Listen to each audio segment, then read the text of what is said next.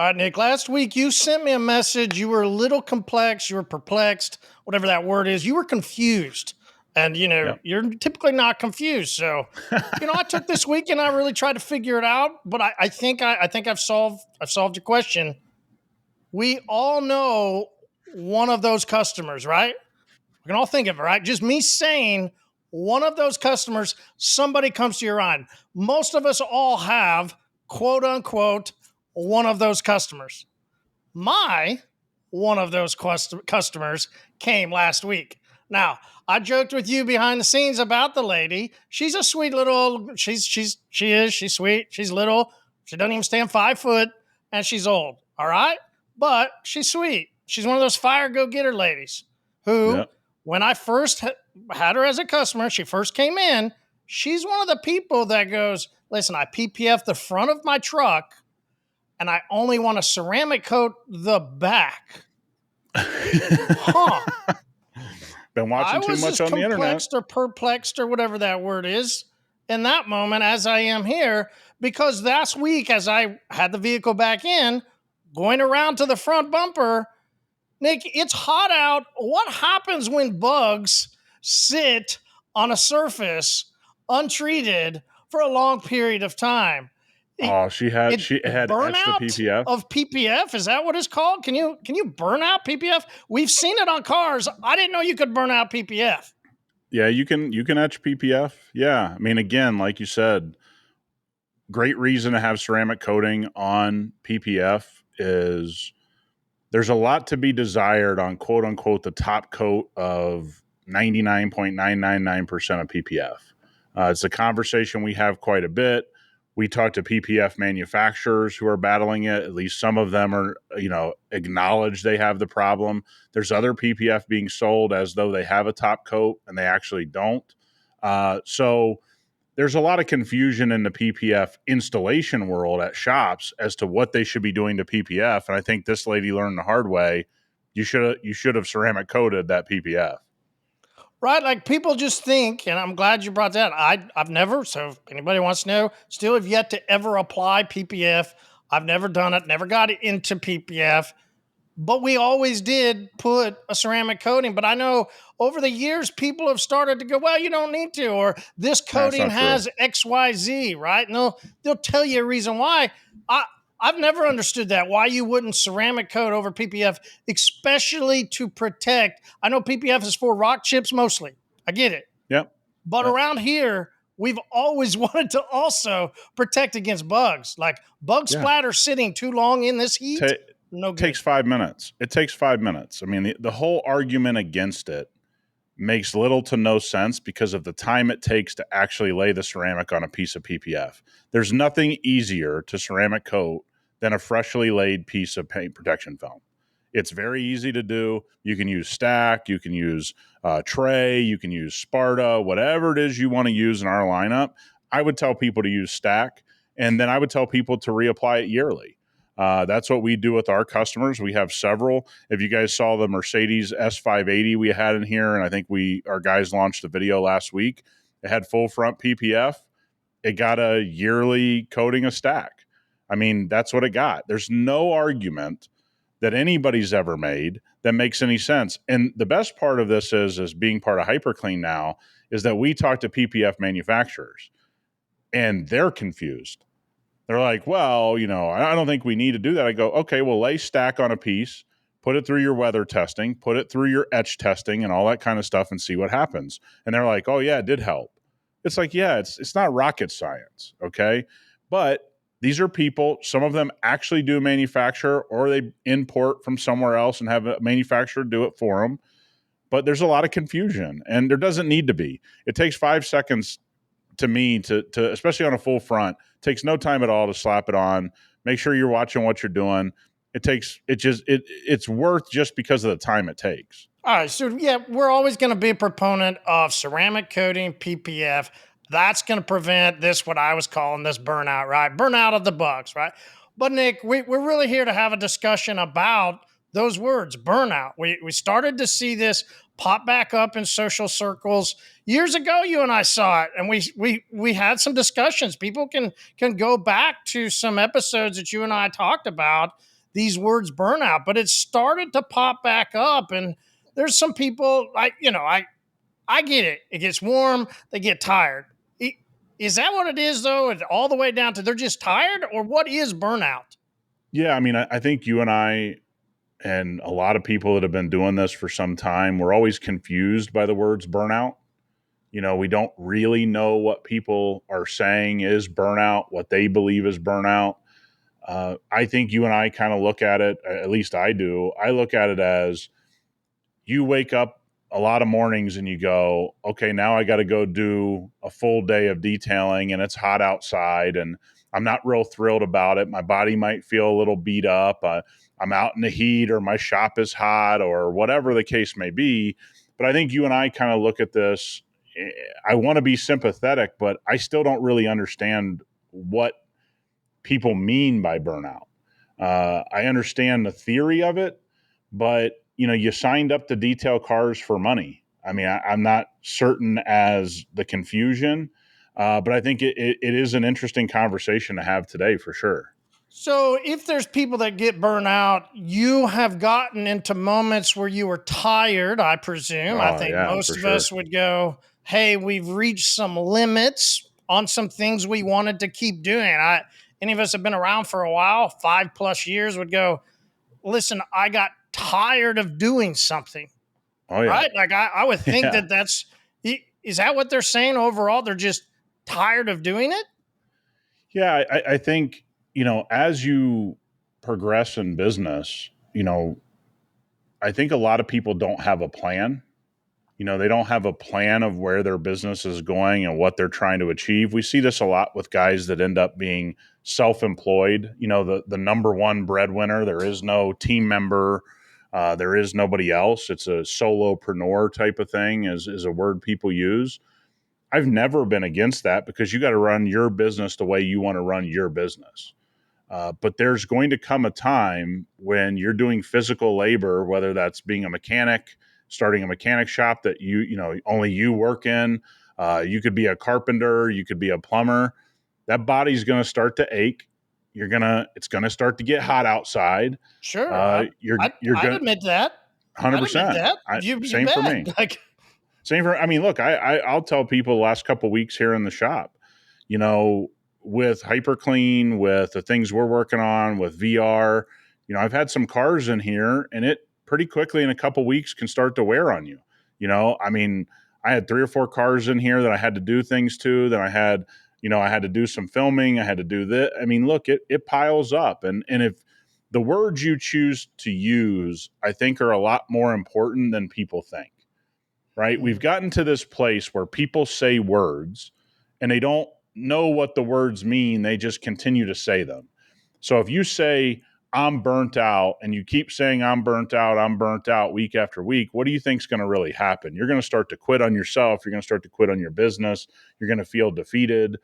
But I would say this about, there's a big discrepancy of working hard.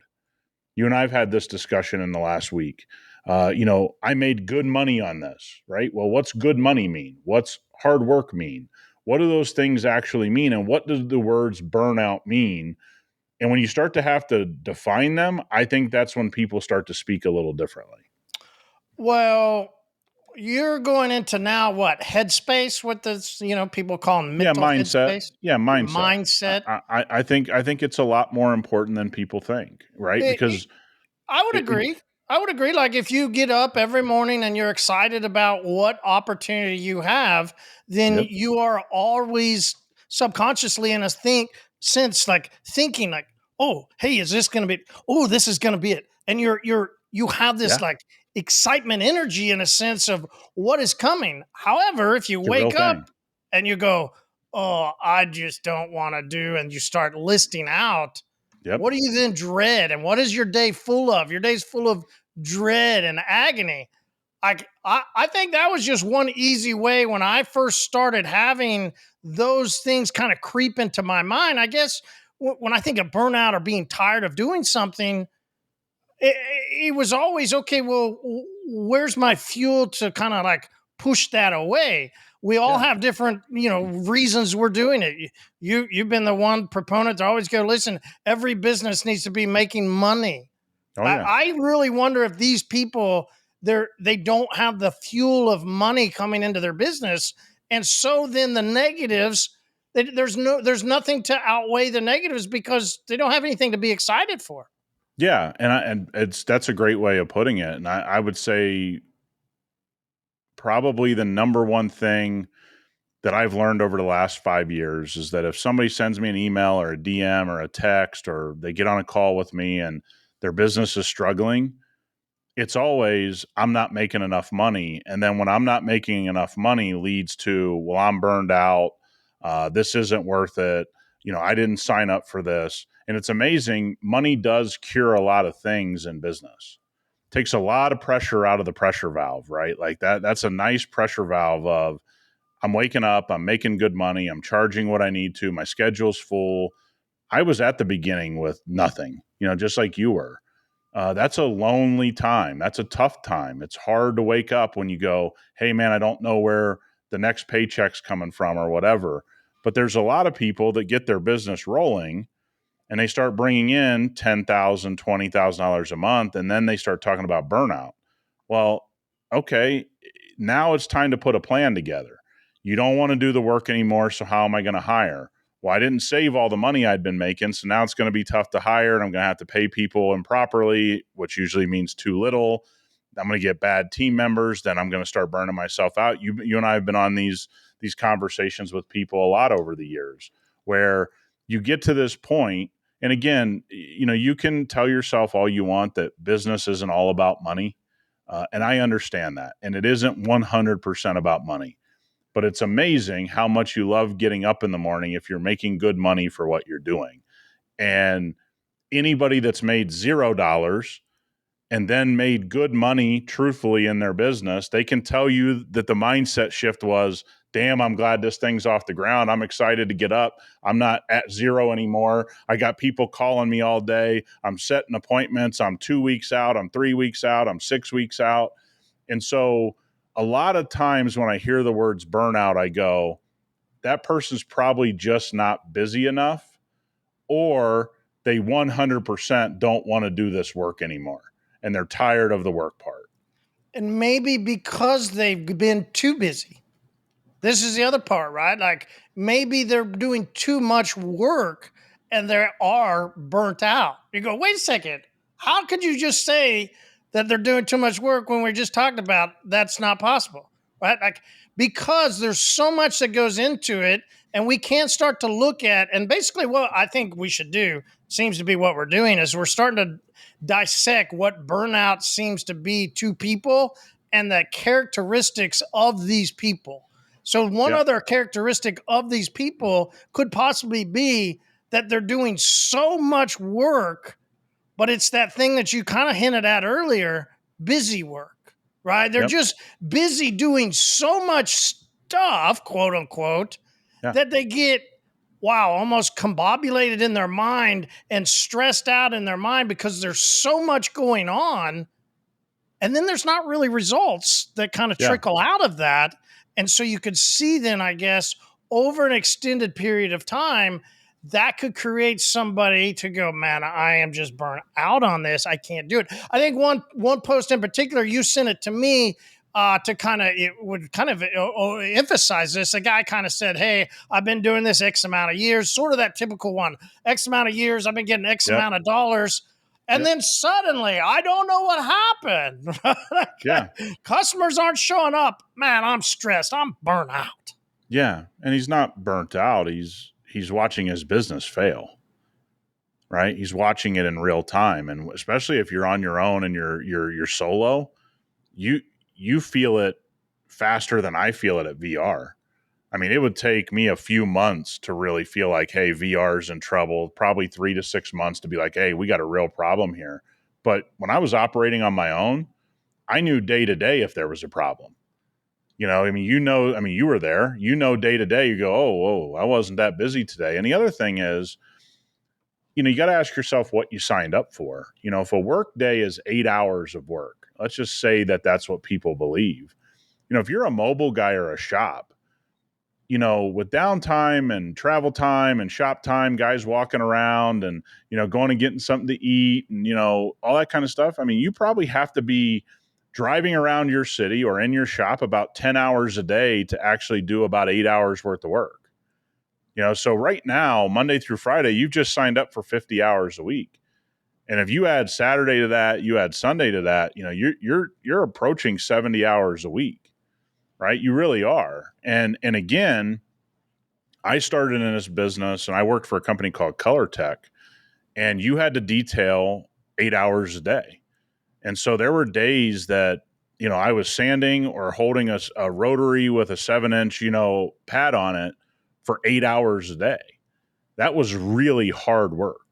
That was hard work.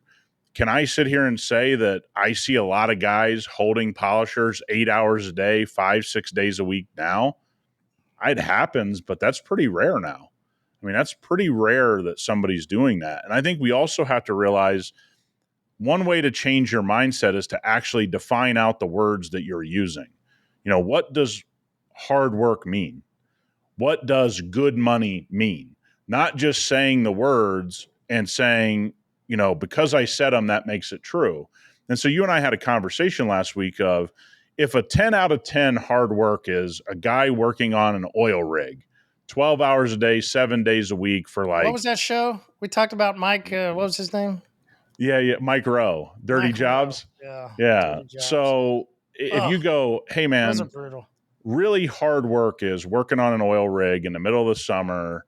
These guys are doing it 12 hours a day. I think they're like 2 or 3 weeks on, and then they get some time off. You got some offshore guys that they're 2 or 3 months on. Exactly. Yeah. And so for anybody that's in that business, like there's a genuine respect guys like you and I have because you go, boy, oh boy, that's 10 out of 10 hard work. So when you say hard work in your detailing business, where does it rank versus that? Because it's not a 10 out of 10. And I've operated my own detailing business for 15 years. So did you. I can tell you this, I'd take the detailing business I have over being on an oil rig and the level of hard work that those men and women put in. So that's a 10 out of 10. So when you say hard work, it's important to define out what hard work is, what burnout is. Don't just say the words, define out what really is hard work. And in this business, you got to be really cautious of saying, I went and did a detail on Monday and I did some work that was hard for 3 or 4 hours, but then I took the rest of the day off, which we see a lot. And then I didn't work Tuesday, and then I did something on Wednesday. It's like, well, wait a minute. If the 10 out of 10 is the guy on the oil rig for, like you said, 3 months at a time, then where do you rank? Where does that person rank? And it's important to kind of start putting definitions to this stuff. That's why I always say when I hear somebody saying, I'm going to make good money. Well, what's good money?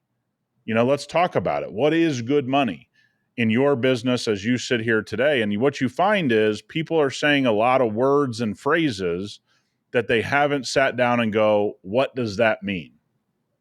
All right. So if I'm thinking work and I'm thinking hard work, how do I start to, I guess, unpack it for my own self, right? If I'm a detailer and I'm really understand what you said, because I'm kind of going, listen, I maybe I'm not burnt out, but I kind of struggle in some days, and I'm not exactly always, as much Gung get ho. after it as I feel Yeah. like I should. Right. So what would you think, what do you think a good work day would look like? I don't see how you're not working 10 hours a day.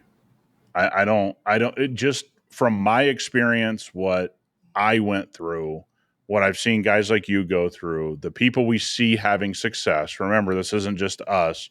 We have people inside the hyperCLEAN community that are having tremendous amount of success. I can tell you a lot of those people are 12 plus hour days. I mean, you watch it, I watch it, we all see it. So again, I say 10 hours because I know you're going to have a couple hours just in nonsense, right? You're going to have, Let's all you admit know, it. Can we just Yeah, I mean, all we all do. let's not think he's talking about somebody else. Yeah, it's all Let's all of everybody. let's all, myself included, Yeah, same which with you me. and I have joked. It's like we're a social media heavy based company, and Yep. so we have to be on social quite a bit. There's Yep. times I told you I've been like, "Damn it, Nick, I just got sidetracked off Yeah, into something." yeah, same. Yeah, that's what I mean. Again, standing on an oil rig for 12 hours a day where you could lose your life if you make a mistake. That's 10 out of 10 working hard. When you look at the detailing business, PPF business, temp business, we get some leisure time. Like you said, you get sucked down the hole of social media, or you get in a phone call, or you stop at a store and you go grab something in the AC if you're a mobile guy. Time gets eaten, travel time, in the shop. I've been in a lot of shops here recently. We're doing some content stuff. I see a lot of walking around. I see a lot of chilling out. I see a lot of, shop talk and different things and that's what I mean. This is not a judgment, because like you said, I know that I got to budget more hours in the day because I have things that are going to come up. I'm going to have missteps that I make, or time that I waste, or whatever. So when you think about putting a 10-hour day in, that's probably as close as you can get to doing 8 hours worth of work if we're just all being upfront about it. But the other thing is, when you talk about this word burnout, it starts from people making themselves believe how hard they are working. That's where it all starts to me. And again, I've never used the word burnout, so I'm trying to understand, for those of you that have bought into those words, it comes from this idea that I just can't keep working this hard. Well, how hard are you working? How many days in a row have you gone without missing a day? Have you worked, 6 months in a row, no days off? Okay, man, let's have a conversation about how hard you're working, because that can get insane. Okay. That can burn you out, right. Of I need some days off. But if it's, I've worked kind of, and I talked to some different guys same with you, when, you and I will get a photo from a guy that talks about how he wants his business to grow. And at 2:00 on a Monday, he's goofing off at the bar. I mean, you and I have been on those text chains. Okay. So, and again, I don't mind that guy's doing that. That's his business and his life. And I'm not saying any of this stuff is a judgment. I'm saying the words you say have got to be backed by you doing the investigation if the words are true. That's what I think I get on all of this type of conversation of, I'm making good money. Okay, what's good money? Let's walk through it. And I got news for you. Most of those conversations, you get to the end and they're like, yeah, I'm just not making as much money as I thought. And I'm like, yeah. So the way I kind of listening to you, I think about it in the athletic world, the sports world, and I think of somebody who's not not having the greatest season or not doing so Yeah. great. They're going to go to a performance coach, Yes. right? If they're in a sport where they have to run, right, then that performance coach is going to lead them through ways that to pick up their leg better and run them through skills. It's fun Yeah. seeing the pro football players that run up the stadiums or run up the Yeah. hills, right? Some Yeah. some of the running backs have special drills that they show their performance coaches Yeah. pushing them through. Business performance, especially in detailing. Come Yeah. on, come Yeah. on, right? Like that's not even you. It's just you start joking and laughing before you could go. How does somebody to go to someone else and think I could go to this person? They could help me perform, like have better performance Yeah. in my business. And let's start with it's not on the skills, but it could be on how you operate, right? It Yeah. could be that. It could be somebody could work with you on having your bottles all this way, right? It could be. But that's very, very low rung, right? It's Yeah. it's very, very well, we're gonna say at a level. Yeah. And if somebody wants to get at another level much higher up here, well, it would be great if they could go to these people that are, talking about mental health. They're talking about headspace, and they are in the detailing world. The only problem, though, The only problem is these people that are publicly speaking about it are all on these levels down here. Yeah. They don't actually and haven't actually been to the upper levels. So you can see it in the way they talk. And it's not only that post, but it's also the other people that want to. I was on an episode, if you remember years ago, where people want to Yeah. talk about mental health and depression. Well, very early on, I realized in those conversations, the very first minutes, one guy got on and then he hopped off. Yeah. Like, wait, okay, so they aren't actually serious and don't want to talk. I was ready to talk. There was a moment I was on a bridge in my Jeep. I had the parking brake pulled up, Yeah. looking out, questioning, is this the moment I want to end it all? Yeah. I was in that. Yeah. So these guys here were just talking about they were tired of scrubbing wheels and they weren't sure about the customers coming in. And you go, Well, I think how does somebody get actual performance if they're struggling when the people online talking about this, they've never they've never climbed to a level. They've never been anywhere. Sure. Yeah, I think what you're saying is I do sympathize being stuck in your business. You know, having times where you have to go, okay, what's going on? I understand the tough times, but I think we've leaned on some things like the words burnout, the words mental health, the words ADHD, which is now being used by everybody who is struggling in life, or, you know, go on and on with the list. And I don't want to sit here and tell people that stuff isn't real or what you're experiencing or any of that. I think largely, though, there's a lot of this stuff that can be used as a crutch, right? I mean, think about like being in shape and not being in shape. And we've Like all been. alcoholism, right? That Yeah, seems to yeah. be I mean, the that's the new, you know, addiction or this or Mhm. whatever word is being used to let yourself off the hook in your business for the struggles you're having. The problem is it doesn't get you to results, right? So you just fall deeper and deeper down the hole of not getting your business to the next level you're trying to get to, or to get out of this idea of whatever it is that you're having trouble with. And I kind of like what you said, which is, you know, if you need help with sales and marketing, there are people to go to who are good sales and marketing people that you can learn from. But to operate a detailing business, you just have to pay attention to what's going on. You don't need, you know, all of this training and this and that. I mean, you can really understand how to become better if you're paying attention. And I think there comes a time where, and I think this is kind of the whole point of the episode, if you talk to yourself improperly, you lie about how much work you're doing, you're lying about how much money you're making, and I'm not saying lying in a bad way like you're lying to the world, you're lying to yourself. And that's where mindset comes in. Well, I'm burnt out. Okay, step back and really define out burnout. I work really hard. Okay, step back and tell me how many hours in the last every week for the last 6 months did you actually have something on a car that you are detailing? And for most people, it's a lot less time than they think. And then all of a sudden you go, yeah, I guess I'm not working as hard as I thought. But you told yourself how hard you were working and you led yourself to go down this road mentally and you never recover from it, right? Everyone has a bad day, a bad month, a bad year.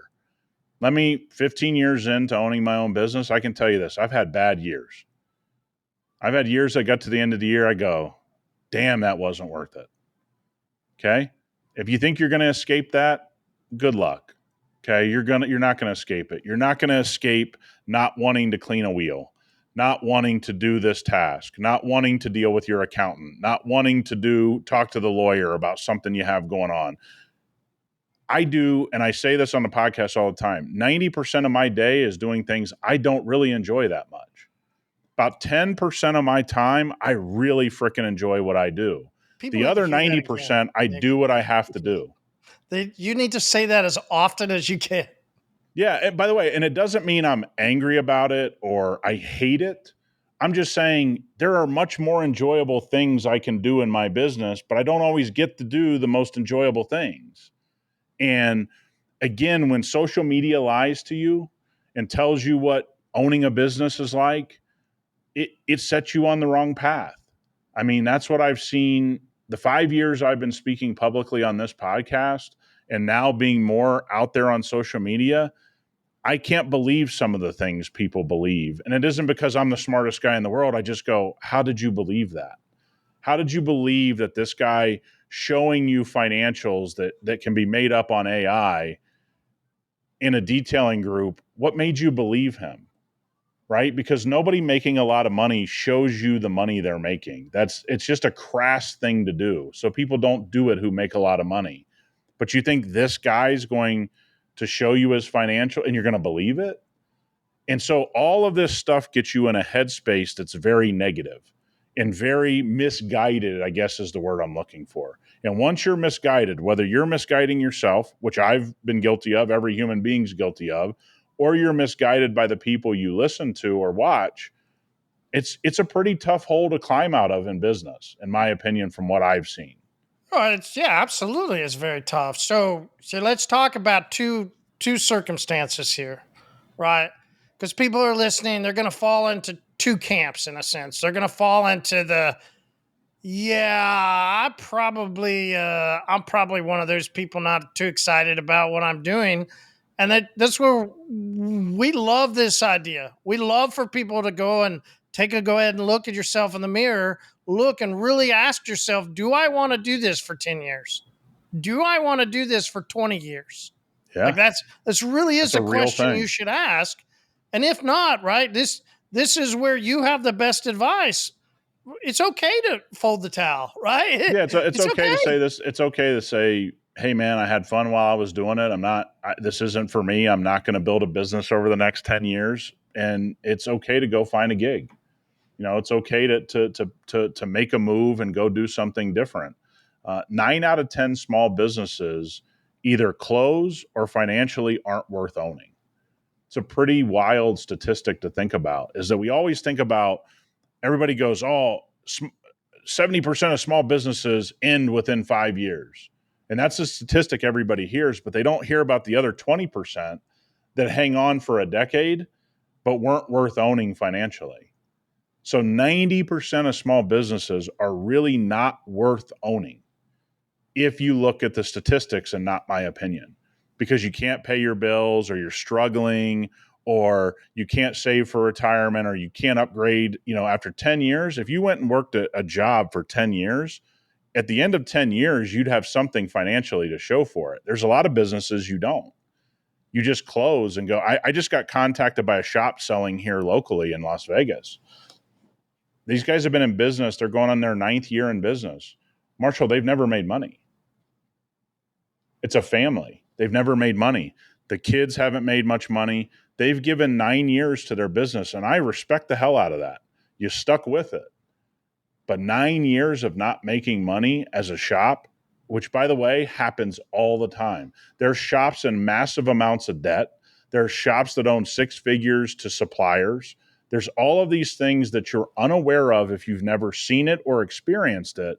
And that's why I do give people the advice. Hey, brother, if it's not for you and you're already complaining a year into your business, it's okay to go, hey, man, I tried something. This isn't for me. There's no harm in that. And we have never given people the out to go, hey, man, trying something is something you should do. But it's also gets back to this, be really honest with yourself if this is for you. And if it is, then go to battle, man. Go make something happen. But if you're a year in, 2 years in, 3 years in, you're talking about burnout, boy, I think you're in for a real rude awakening of where this is going to end. Well, if you do talk about it, that is almost since your cue that, hey, it's probably not for you, right? That Agreed. probably should be an early warning sign because I can remember times that I wasn't excited. To your point, there was tough months, tough years, like, but it was in a sense for me, that was the excitement Yes. of the it was the challenge, right? Like Yes. You go, I'm it not going to have was this fun. happen again. I'm not going to do this again. I'm going to make a change. Okay, it's time to go in whatever. I'm just kind of Whatever, spitting yeah. For me, ideas. Yeah. and it was almost like being in the hardship is what I enjoyed. Like I Yeah. enjoyed the hardness of it. Uh for everything, we would all have our own stories, right? I'm not going to go through mine, but just I can remember certain Yep. moments where Me too. I just go, man, it was actually how hard it was that I enjoyed it. I talked to recently a guy that I used to compete with here locally in the detailing space, but not from the service side, but from the chemical side. Used to compete against him, and now he's sold his racks, he sold his truck because he couldn't make his payment. He is going through very difficult times, and is closing, and has basically told me he's down to his last moments. And you and I, we've talked about this very, very in depth, and you go, he's a guy that he just never should have been in business. He Yeah. had a moment where he did pretty well, but if you look at, and which we did, and I did because I know the guy, and I'm not trying to go into public talks about it, but it's just like there was stuff so far off, and eventually there just wasn't anything there, all because he's just a guy that really never should have been in business. And there's a lot of these that happen that we're seeing on social media where it's Yeah. been so good during a certain time where you go, yeah, a lot of these people, they're burnt out because they just never should have been in another role, right? Yes. Should have been in another space, maybe should have just been doing this as a hobby, which is why we always respect and love the guys that tell us, listen, man, I just enjoy cleaning cars. Yeah. That's what I want to do. Yeah. And I would say, the life lesson of that guy you just shared is what was good money. He never stepped back and said, am I actually making the money I think? And then when things start to spiral down, he never stepped back and started to look at the spiral. He just kept riding the spiral to the bottom, Mm-hmm. which, by the way, is one of the easiest things for all of us to do. One of the things that I'll share about me that I don't think really makes everyone so happy to be on my team at times, this is my fatal flaw, is I'm never happy with our results. And I got to be cautious about that because our teams work hard, right? The hyperCLEAN team works hard. My VR team works really hard. So I've had to learn to not always put things on them and step back and go, okay, we had a good month or we had a good, 6 months and things are good. Even if I don't feel that they are, that self-talk that I have actually goes in reverse to what most people have. Most people just ride everything to the bottom. I'm like preemptively like, hey, we're not doing good enough. We got to keep doing more. We got to keep getting better. The numbers got to keep going up. And even in that self-talk, I got to be sure at times I talk to myself and go, hey man, this isn't the right time to put the pressure on. This isn't the right time to be hard on people. And so that is a self-talk I've had to learn, is that because I self-talk that things aren't good enough, I can't put that on the rest of my team. And that's the importance of this self-talk in any direction that you're going. You shared a story of a guy's whose self-talk basically drove him into the ground. You watched it firsthand, that times are getting worse. He would say times are getting worse and he'd go down. And, he was very much into political radio and the end is near and look at how bad the news is. And all of a sudden he looks up and you have to talk to him within the last couple of weeks and it's over. So I think today's episode to me is more about, hey man, I don't know what burnout means, but I know if you repeat it often enough, you're probably going to end up out of business. You're going to convince yourself it's time to get out of business, and maybe it's the right thing to get out of business. But what you shouldn't do is say burnout for the next 10 years and ride it to the bottom and having made no money. I don't think that's the right move. Listen, and he was the reason why I brought him up, and he's a friend. I consider him a friend, and I felt for him, told him how sorry I was for him. At the same time, I don't feel sorry for him because he said this. He goes, I'm so relieved. Yeah, it was time. But here's the deal. Think about all the years wasted to get to the end. And he got to the end and he goes, I'm relieved that this is over. Then you go, hey man, you probably should have got a job years ago. It was I, probably the right move for you. when I closed businesses, and I have, and there's one in particular, it was the auto spa at the mall. I didn't close it and go, I closed it and I was fucking pissed. Yeah, pissed. Pissed. I was Yeah, mad. I was mad at myself. I looked back at some mistakes that I made. I looked at same. some moments and I didn't close and go, oh, well, shucks. I was pissed. I was Yes. mad at myself. Mad. I took it on myself. And that's, there's one thing that people that are burnt out, you mentioned, hey, they also listen to a lot of other people that are saying, there's a lot of bad things happening. Yeah, it's like, what is it? Self-fulfilling prophecy almost. That, again, if you lie to yourself about how hard you work, if you lie about the kind of money you are actually making and taking home, and the list goes on. You could just list a bunch of stuff. My customers are so horrible. Well, when you back up, I mean, most people are pretty good people. If you've fallen into the wrong people, I've had bad weeks and months with customers where I had to look and go, man, I don't want to do business with these type of people. Who do I need to go talk to? What person am I looking for? Okay, these customers are great. What do they have in common? And there's a problem solving element to this. If you're not in to the problem solving of business, I think it is hard to make it. And that's where I think people get burnt out, or they can't analyze what good money is. What is making good money for your time and your effort really? What is that number? Because I got news for you. It's a lot higher than 90% of businesses think. To make this all worth it, you have to make a pretty big number. I hate to break it to everybody. If you're doing this as a full-time gig, there's most cities, 10 grand a month isn't that much money anymore.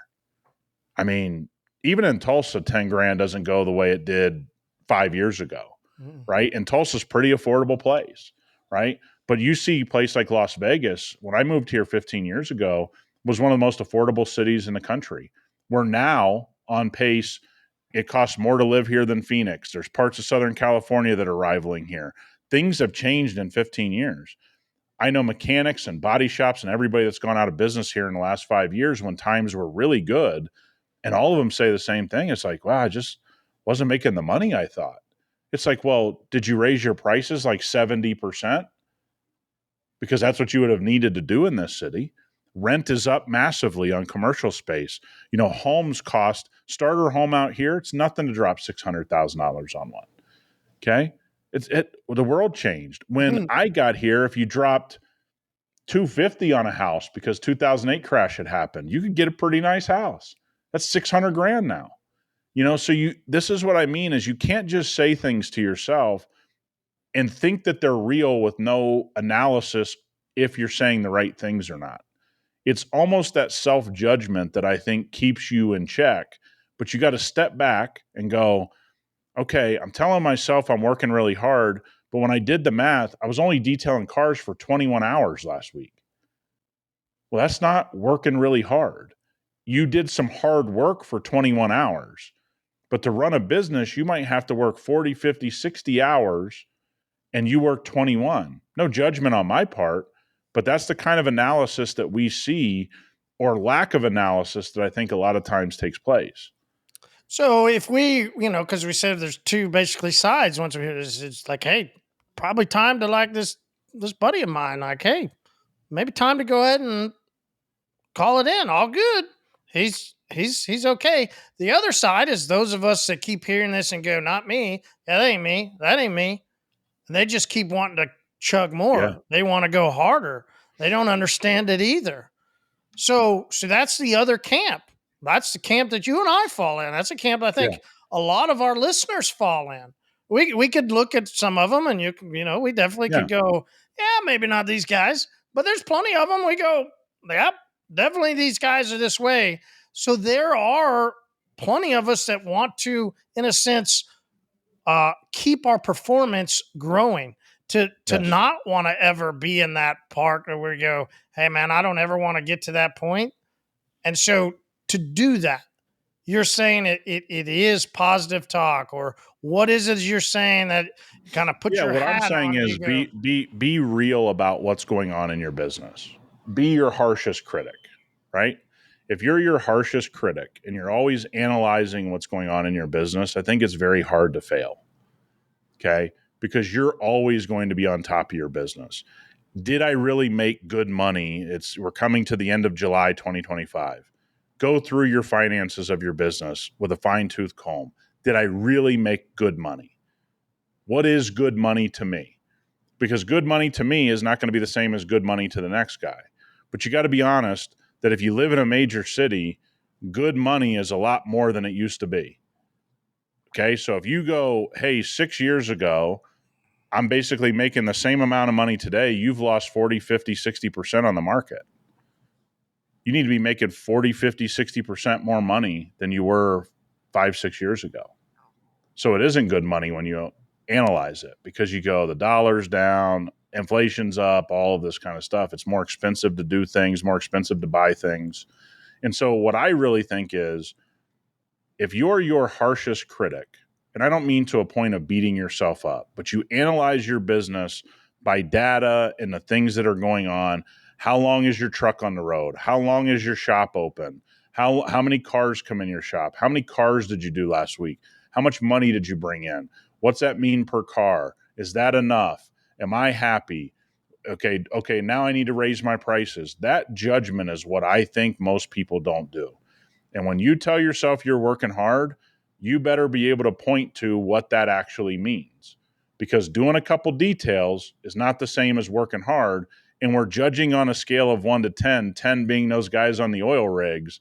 Don't be the guy that tells yourself, yeah, I work just as hard as them, because I've worked really hard in this business.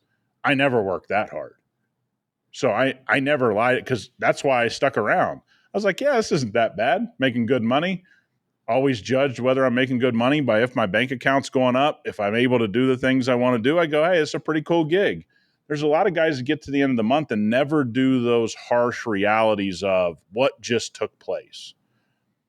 And if you do that, I don't think you can go out of business. I really don't, because you're going to make an adjustment fast enough to keep your business growing and moving forward. But that's a real hard thing to do, because you're judging yourself. You're being hard on yourself. That's hard to do, man, for everybody, me included.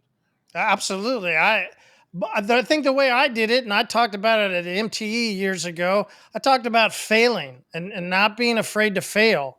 Because if you're failing at things that you're trying, that means you're trying at least. And that's why I always tried to push myself to see if I could try more. And I was okay with being okay with failing at things. Now, you have to draw a line and go, listen, am I a failure? And I have to eventually go, listen, I shouldn't be doing this, right? Which is why I would bring in accountants, right? Or bring in people that my dad wanted me to do my own, early on. I've told you that story. Hey, do your own, taxes, do your own books. Like, No, no. man, I need someone to let me know what's going on. like, Not my strong suit. I learned very on that the amount of failings on here, I should not be a failure at this, or this is gonna be. But right, you could find things that you can work on, and then if you fail, it's okay because you're pushing yourself. Now, let me say it also this way: you gotta push to have weeks, and then if you get through a hard week, you look back at that week and go, okay, well, where did I fail? What decisions did I do?